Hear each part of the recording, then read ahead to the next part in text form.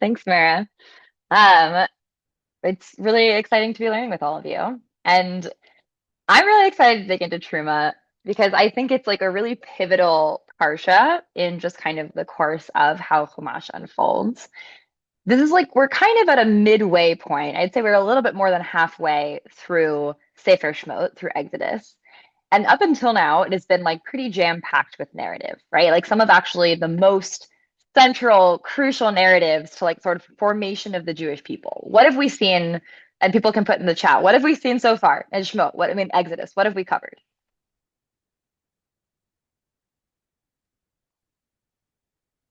I see some people thinking, and maybe I see some people typing, and I have some people shaking their heads like, "Oh, so much." Um, Right? It's a lot. You can just yeah. put one of the things. Okay. Great. Amazing. People are putting liberation from slavery, 10 commandments, 10 plagues, right? That these are lots of rules. True, that was our most recent Parsha. Um, that we started off, right? We start off in slavery in Egypt, and we get this like foundational narrative of, we're introduced to Moshe, Hashem comes to Moshe, this long process of liberation, involving the 10 plagues. We see like the splitting of the sea, which is, considered in some ways this like most imminent and revealed of miracles. And then, yeah, they're at Har Sinai, they're at Mount Sinai, and they receive the Torah, which is really a sort of two parsha event. I think we often think of the Ten Commandments as being the thing that is the receiving of the Torah. But if we look at our, chapter from our parsha from last week, Mishpatim, which had, as somebody put, many, many rules. That's really the whole thing of Mishpatim, just a lot of laws.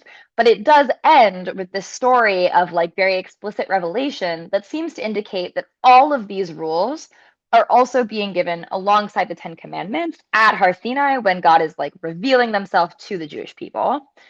And so we've just had both the kind of foundational narrative for the Jewish people, right? Somebody talked about the transformation of the Hebrew people to the Jewish people. I actually don't know, I would say that they're Jewish yet. We actually, the only time in Tanakh that we see the word Yehudi to mean not Judean is topically with regard to Mordechai. So that'll be apt in a week and a half. I think the term Yehudi to mean all of the Israelite people, as opposed to people from the tribe of Judah, mainly evolves in diaspora after they are expelled from Israel the first time. But there is this transformation into like more of a collective people, right? That they are like now a free people who are also building a collective identity, who've also built this covenant with God that becomes the foundation of our relationship for the rest of the Jewish people's existence. Um, and somebody said this week's parsha means to lift up. Yes, there's truma, right? The parsha truma, right? We generally use that word. Most people might be familiar with it with regard to the gifts that are given to kohanim, to priests, that from produce, one is required to separate part of the produce and literally to lift out from the produce some of it to give to the kohanim. But the name is also used to refer to like gifts or donations, which is why it's in our parsha because it starts off with this call for donations. Malka, I see that there's a hand. I'm gonna leave that up to you, Rabbi, if we want to do questions now or wait till another time. We can do a question now. Great. Okay, Malka, you should be able to unmute.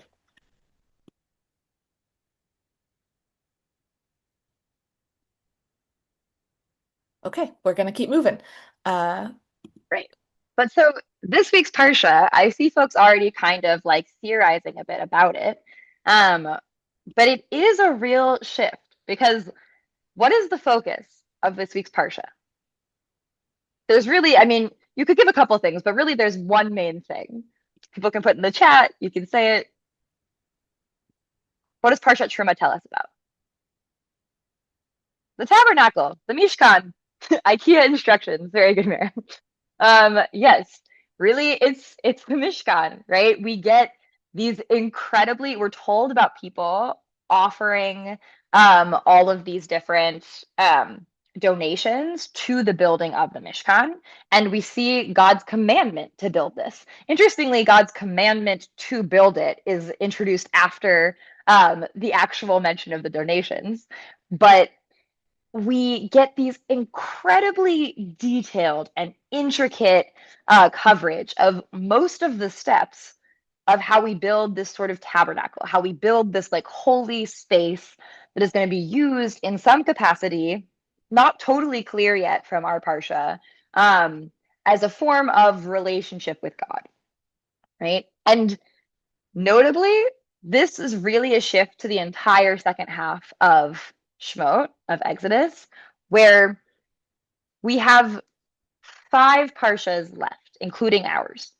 right? There's Terumah, there's Tetzaveh. Tetzaveh next week, the spoiler is that it's almost entirely devoted to detailing the Kohen Gadol's clothes, right? It's like really intricate explanation of all the details of Aharon's outfit. And then the last two, Vayakel Pikudei, are a reiteration, essentially, of everything we've said in Terumah and Tetzaveh, right? In Vayakel and Pikudei, people are often baffled by the fact that it is largely a repetition of the same instructions that were given in incredible detail in our Parsha today and next week. In the middle is Ki Tisa, and Ki Tisa has a pretty crucial event. Does anybody know what like a really, really big thing that happens in Ki Tisa is? Just a bit of a quiz.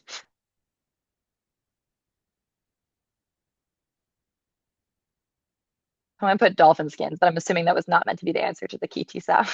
There are dolphin skins in the Mishkan.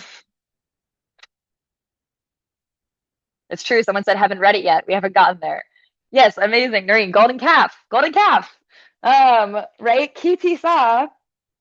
Yes, we do also kill a lot of tribes in response to the golden calf. But this is in this entire sort of second narrative, as it were, arc of Shemot. Ki Tisa is actually the only one that's really narrative, right? That Terumah, Tetzaveh, Vayakel, and Pikudei are really all instructions about the Mishkan and about the Kohen Gadol's clothing. And in the middle, we have the story about Moshe up on the mountain and the people, losing faith, worshiping the golden calf, the famous breaking of the tablets and kind of reestablishing of the covenant. And so our explanations of the Mishkan both follow up immediately on this incredibly awe-inspiring account of revelation and covenant that God lays out with the people, and then are sort of sandwiched around this real breaking of the covenant with between God and the people. And so what we're going to look at today is that there's some different understandings of what the role is that the Mishkan was meant to serve, right? We aren't actually really fully explicitly told. Obviously, various commentators are going to pick up on different things that Hashem indicates in their directions, but the idea of what is the primary motivator for God giving this command and what is the function we primarily see the Mishkan as serving is going to be something that we have some pretty divergent views on. And some of those views really diverge around how they think the story of the Mishkan relates to the narrative that comes before and after it. So I'm going to share in the chat a link to this. Yeah, somebody also mentioned that it's interesting that Mordechai is described as Yehudi and from Benjamin. I think that's a perfect example of the fact that in Megillah Esther, it is really the first time that Yehudi is being used to mean Jew more broadly, since we are told he is from the tribe of Benjamin. So we know Yehudi does not mean a Judean. Okay, so I shared the source sheet, but I'm also going to share my screen. So we're going to kind of wade our way through some of the main approaches that are articulated as to why the Mishkan is created. So the first one here is Ramban or Nachmanides. And I put a term here at the beginning, which will expand on what this means as we discuss. But term is lichatchila. I will also put that in the chat in the Hebrew, if anyone is interested.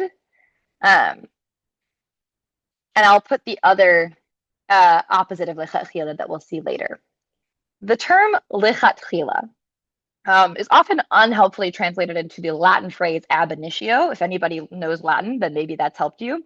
But it means like ideally, from the get-go. This is how you're like allowed to or supposed to do things. This is something that we were meant to do. You are supposed to behave this way, right? Whereas b'diavad, the other word that I shared there, means after the fact. B'diavad means given blank happened, what's the ruling, right? Or given these unideal circumstances, what's the response, right? And so this sort of binary that's articulated throughout a lot of Jewish law, lichatchila versus b'diavad, I think is actually also, at least in my opinion, a helpful framing device for the different approaches we see to the Mishkan. So I am terming this first section lichatchila because these are people who say there was always supposed to be a Mishkan, right? Lichatchila, from the get-go, God wanted to create a Mishkan. This is considered to be an inherently good thing that was always part of the project, always part of the plan of how God's relationship with the Israelites would unfold, right? So the Ramban, Nachmanides, people might be familiar with the Ramban. Does anybody want to put in chat who is Ramban? Do we know anything about him?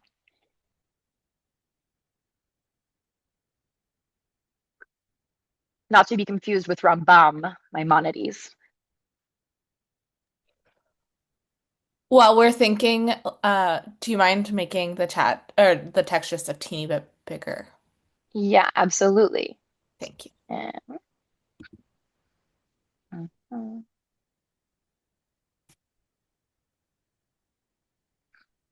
Someone said grandson of Rashi. No, that's Rashbam, also a really central commentator, so understandable. But the Rashbam is a grandson of Rashi.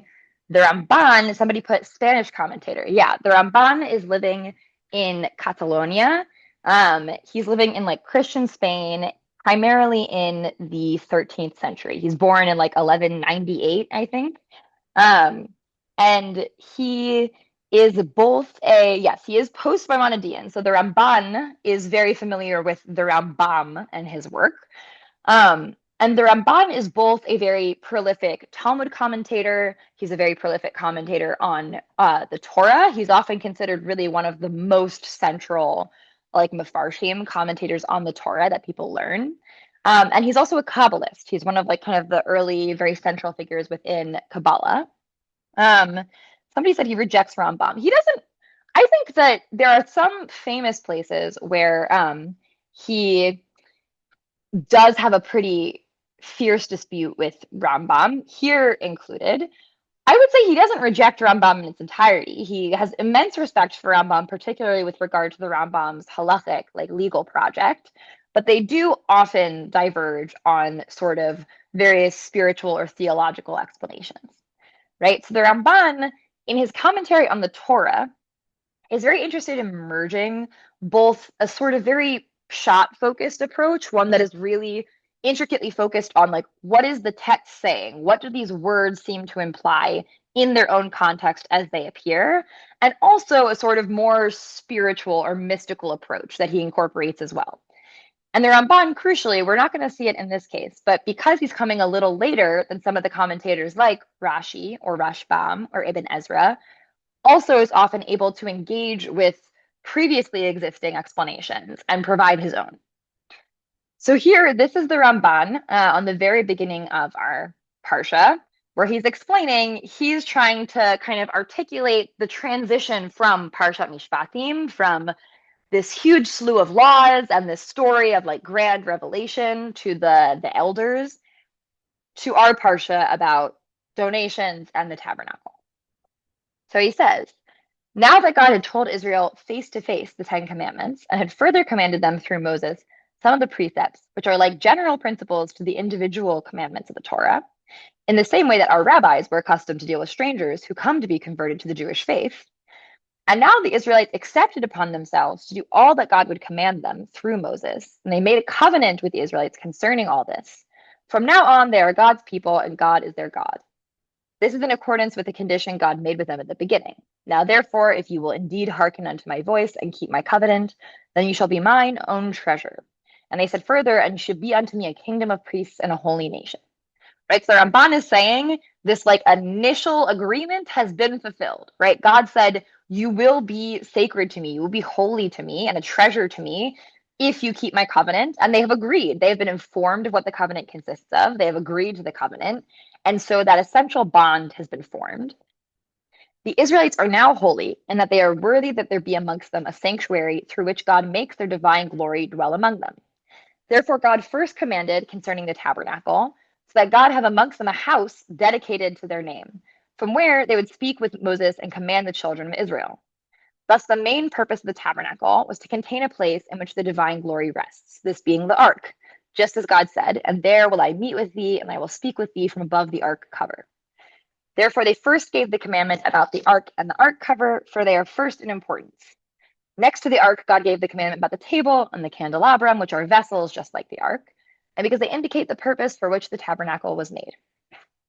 Okay, so what he's articulated so far accords, I would say, largely with some of the comments people have been making in the chat. When we started talking about the Mishkan, people, started sharing these statements about like God dwelling amongst us, right? The idea of like God's spiritual presence being manifest or imminent. Um, and so Ramban thinks that that was always the purpose of the Mishkan, right? That God sees this. Oh, also in response to somebody, I will note I use they in my translations. The Ramban, there is unfortunately not a gender neutral in Hebrew. So the Ramban, like everybody else, does in fact refer to God with masculine language. I generally, in my translations, use gender neutral language for God, but that is an important note. But the Ramban says this was always the plan. This is a natural progression, right? First, God has to kind of free the Israelites, then lay out the terms of what their relationship will look like and what they need to sort of accept upon themselves to have this sacred relationship with God. And now we've done that, right? Now they have like formed the basis of this covenant with God, this relationship with God. And so the next step is to have this like imminent, visceral relationship with God, where God is actively and constantly dwelling amongst them. The Mishkan basically creates a home for God to live in. It's a very intimate vision, right? That there's a lot of discussion, especially amongst the more mystical strands of Jewish thought, about what does it mean for God, who we think also is like not an embodied being, as it were, and God who encompasses everything, to also inhabit a radically small space such as the Mishkan. A lot of people talk about the idea that when God is in the Mishkan, it doesn't mean that God isn't elsewhere, but that their presence is like particularly concentrated in this place, and there is a greater sort of window of communication there than in any other space. And so this is the Ramban kind of intro to why this is being built.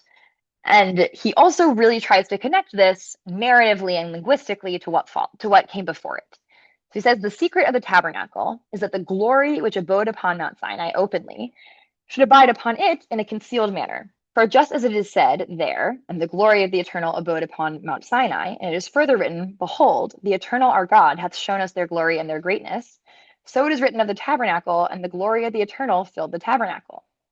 Twice is this verse, and the glory of the eternal filled the tabernacle, mentioned in connection with the tabernacle to correspond with their glory and their greatness.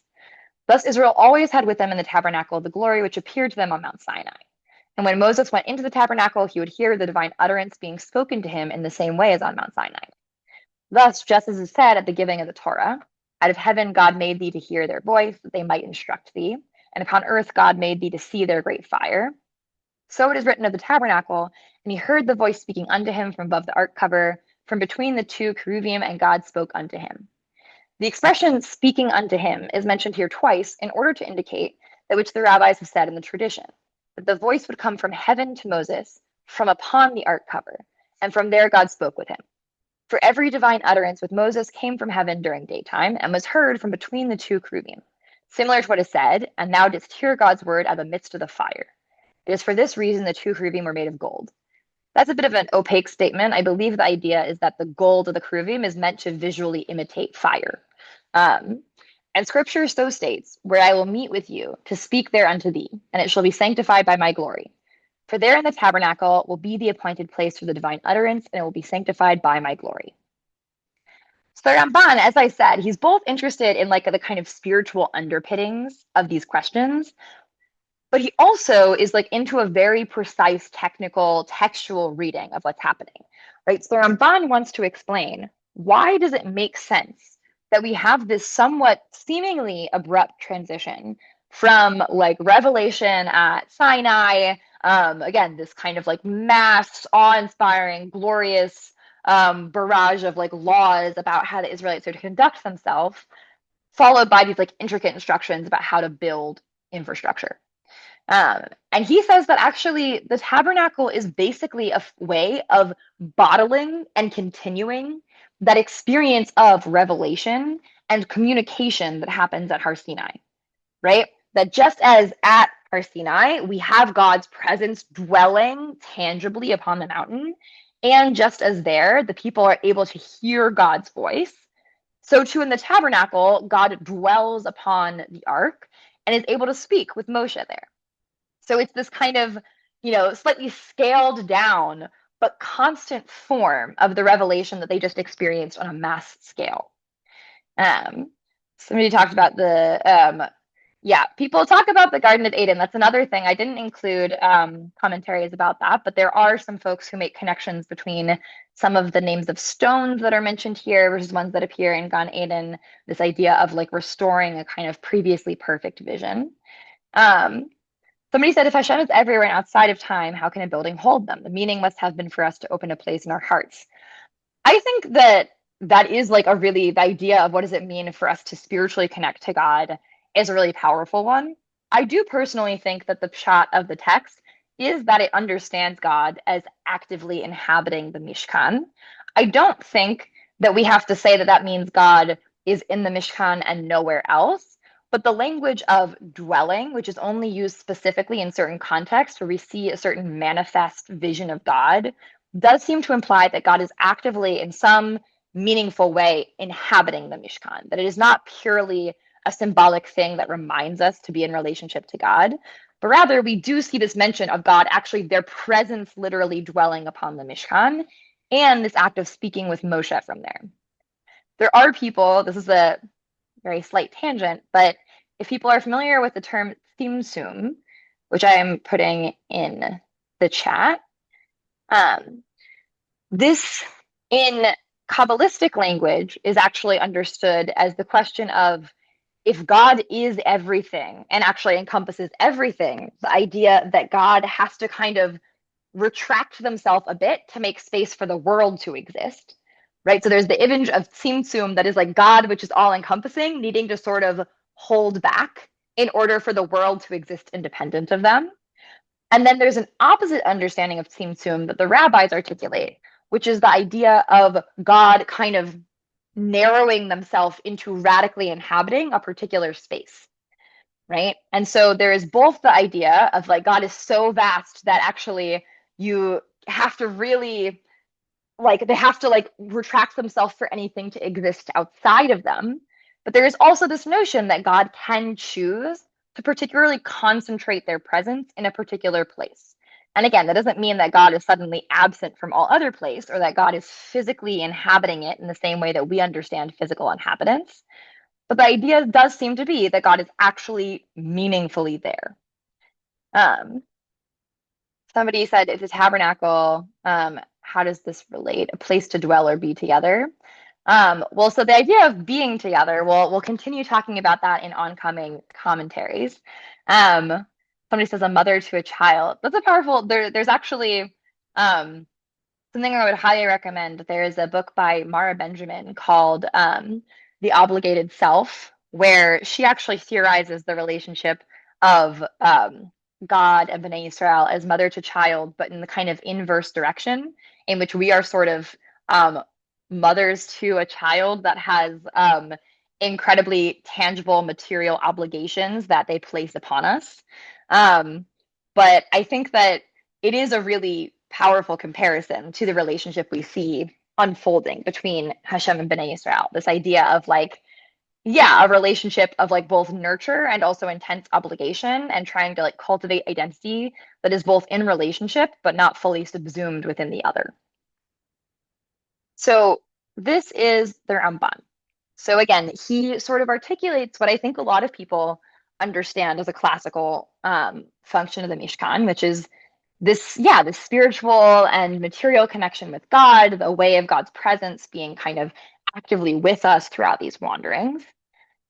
Now we're going to see another person who, again, thinks that the Mishkan was always supposed to be created, but he has a slightly different take on the main purpose. So this is Umberto Cassuto.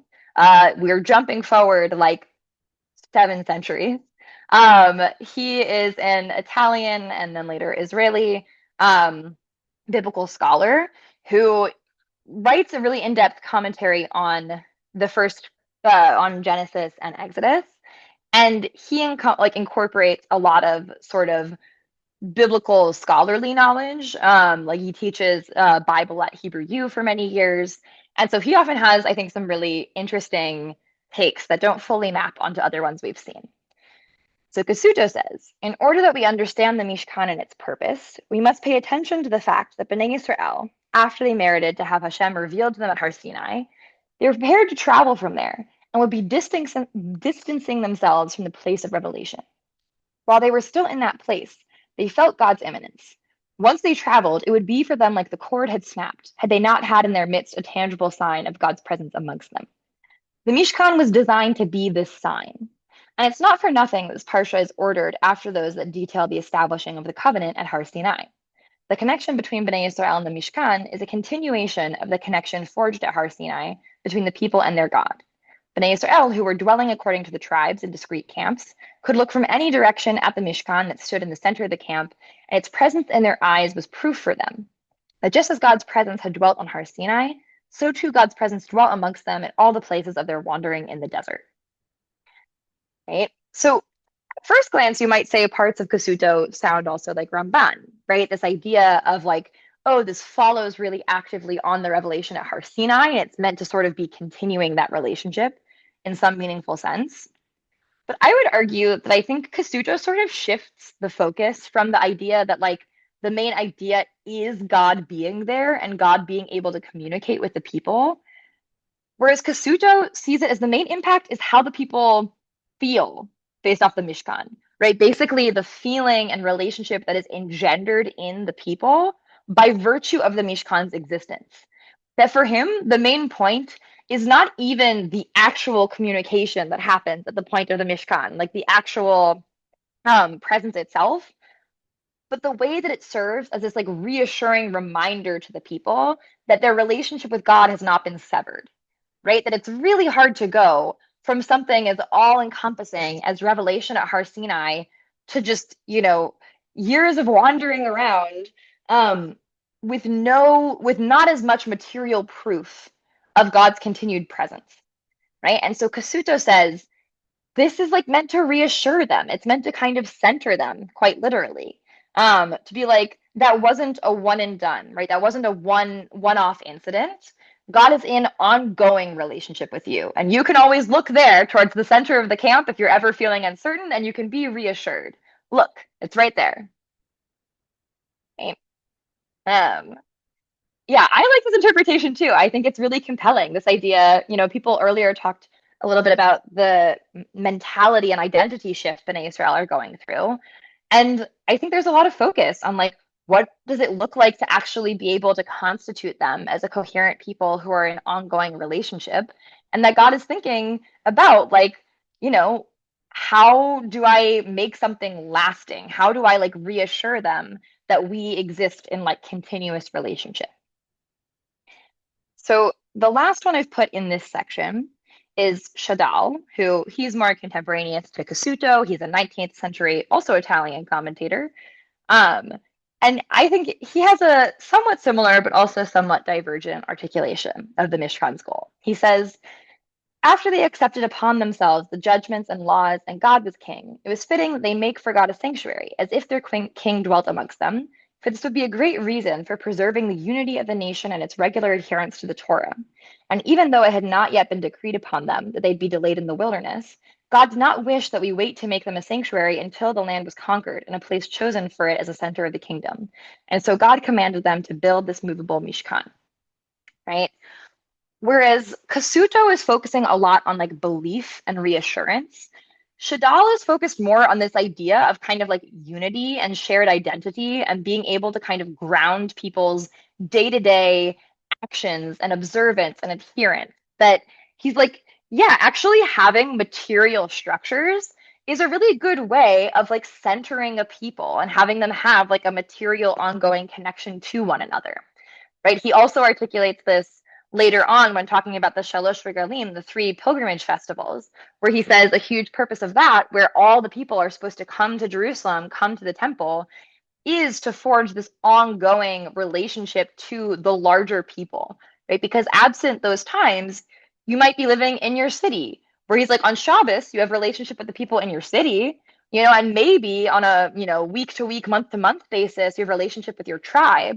But then the pilgrimage festivals were an opportunity to create this more kind of shared identity and relationship between the people scattered across the land. And so too here, he's like, from a kind of practical identity-based perspective, they needed something to tie them together. They needed something to make them feel like they were part of a coherent unit and something to sort of undergird this incredibly intricate set of practices that has been laid out for them. That having like material things to engage with and to point to is a means of both connecting to each other and sort of grounding our own practices. Okay. So that's the end of our lichatchila section that I have put here. Um, yeah, I think the idea of like achdut, of unity, is like a really interesting one when, again, we're talking about this idea of forging collective identity together. Um, and so now we're in a different section. I put bidi eved here, or it's that's the kind of yeshivish way of saying it. Bidi avad is the more modern Hebrew way of saying it. That's the word that I put in the chat earlier, which is after the fact, right? Bidi eved is this wasn't necessarily how things were supposed to go. What do we do now that X has happened? So we're going to see a Rashi. This is actually a bit of a spoiler. It's a Rashi from, a couple chapters from now, but I'm bringing it in because it is relevant to understanding our own Parsha. He says, and he gave unto Moses, etc. There is no earlier or later, i.e., no chronological order in the events related in the Torah. In fact, the incident of the golden calf, related in chapter 32, happened a considerable time before the command regarding the work of the tabernacle was given. For on the 17th of Tammuz were the tablets broken, when the people were worshiping the calf, and on the Day of Atonement, God became reconciled with Israel, after Moses had prayed 80 days for forgiveness.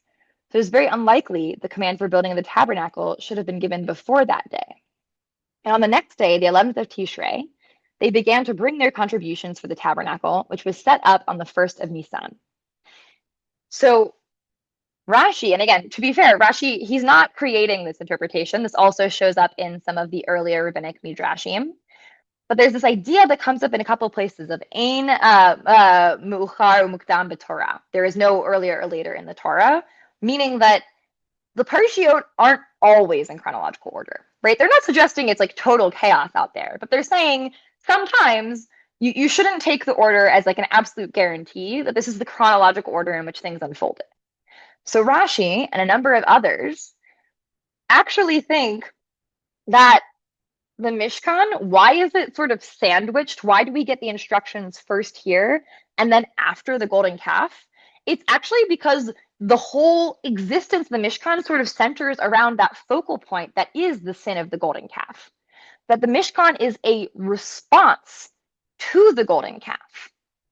And in particular, right, Rashi thinks that the Mishkan is proof that God has forgiven them for the golden calf, right? This is why he thinks that the instructions would not have been given until at least Yom Kippur, right, which is when Moses returns with the new tablets.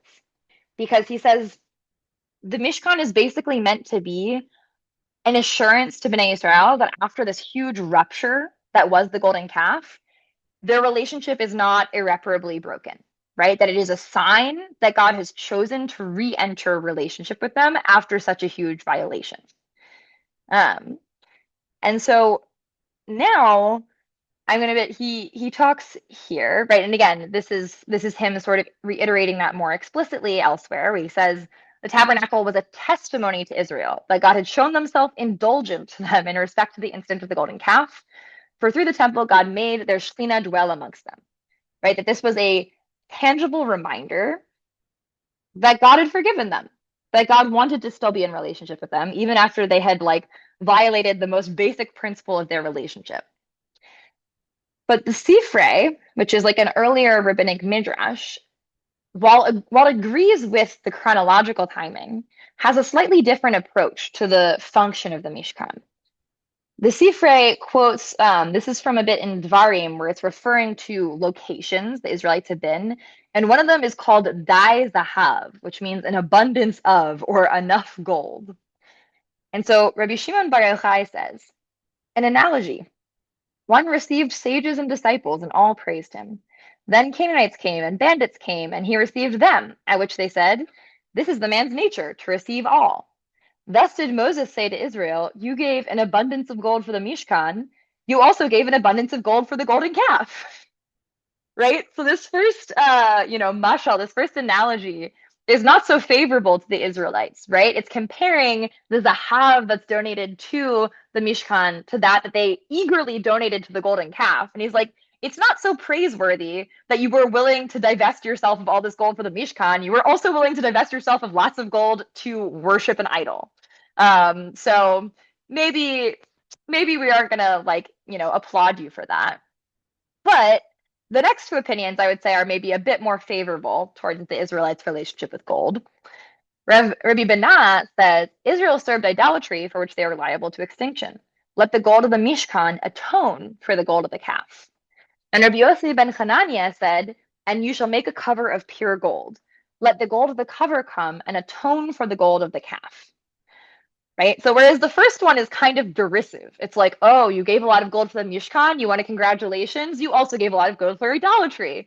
The second two actually see that as being a more powerful connection, where they say it's true.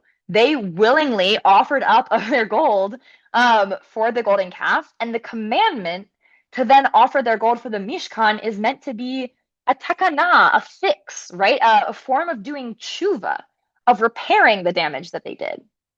Someone said supposedly the women didn't give gold for the calf. That is a famous and I think well supported midrash. Another fun tidbit is that based off of a line I believe in Parshat Pinchas, they also believe that the women did not die in the desert like the men because the women actually never doubted the land's sanctity. And so, you think everybody's, 60 years or younger as we're walking into Eretz Israel. Nope. There's some like 100-year-old women who are walking their way through there, and it's just all of the men who have died. That is, and it's kind of connected to this idea of like, reading into silences in the text, whether the women were or were not involved in certain paradigmatic sins. But yeah, here I find it really fascinating the relationship between the Rashi versus the Sifrei, because for Rashi, the Mishkan is a sign that God has forgiven us, right? That like we did this terrible thing, but then we, made repair. God decided it was worth re-entering relationship. And the Mishkan is basically a sign of forgiveness, that God is willing to forgive.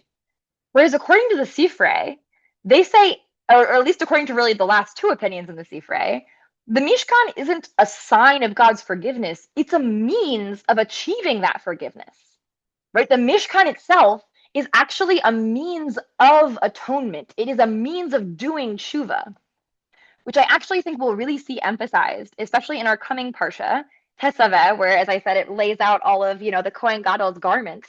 And it talks a lot about this idea of garments that can be, atone for the people of Israel.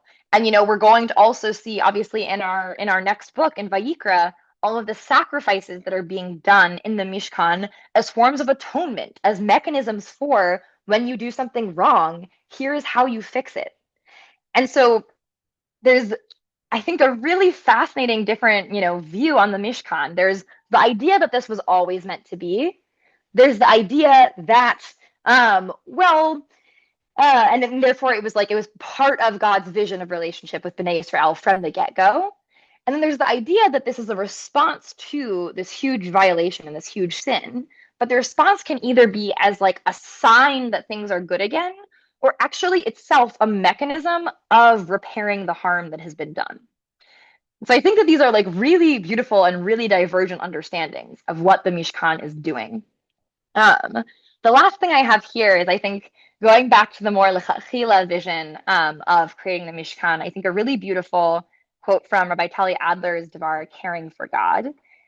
Also going back to the parental relationship, somebody noticed. They say, you will feel it most in the small things, lifting a cup of water to your mother's lips, adjusting the light your father can sleep, laying a hand on his forehead.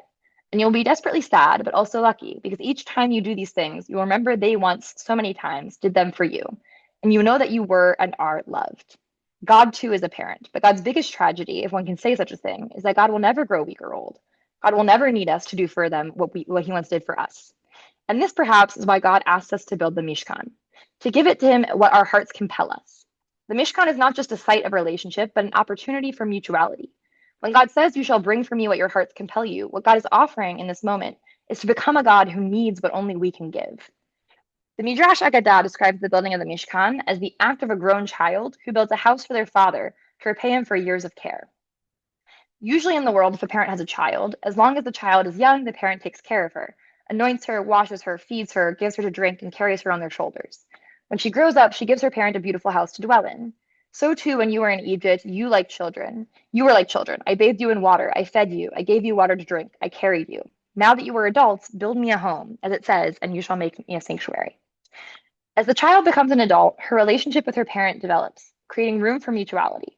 While the parent does not require the specific kind of care they once provided to their child, the child can now reciprocate that love in a new way by building them a home.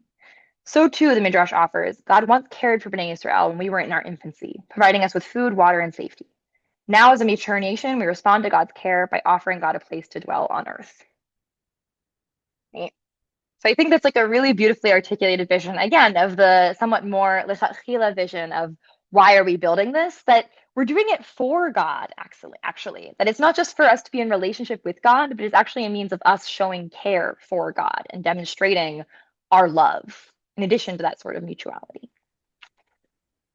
Rabbi, I think you can see from the emojis that are floating across the screen that this is resonating for people, and I can just say thank you to those who have been messaging in the chat, and also to me personally, that people are really appreciated the Torah that you brought for us today. I don't think that I will share a detail. Um, I got to Rabbi Lexie late last night. We had a cancellation from another teacher, so just like another level of gratitude that she prepared this very quickly. So thank you. Um, in our last minute, I am going to do something that I'm generally uncomfortable with, and in honor or timing to Parshat Terumah, I am going to share in the chat a link for donation if you feel like you are able to help provide for this space. But while I'm doing that, Rabbi, will you leave us with a closing thought, a closing intention as we go into Shabbat? Yeah. I think that I hope that at least some of these models resonated with people. For me, I honestly find each of these models we discussed a really like compelling model for both relationship to God and how we also respond to fault and to failure amongst us individually and communally.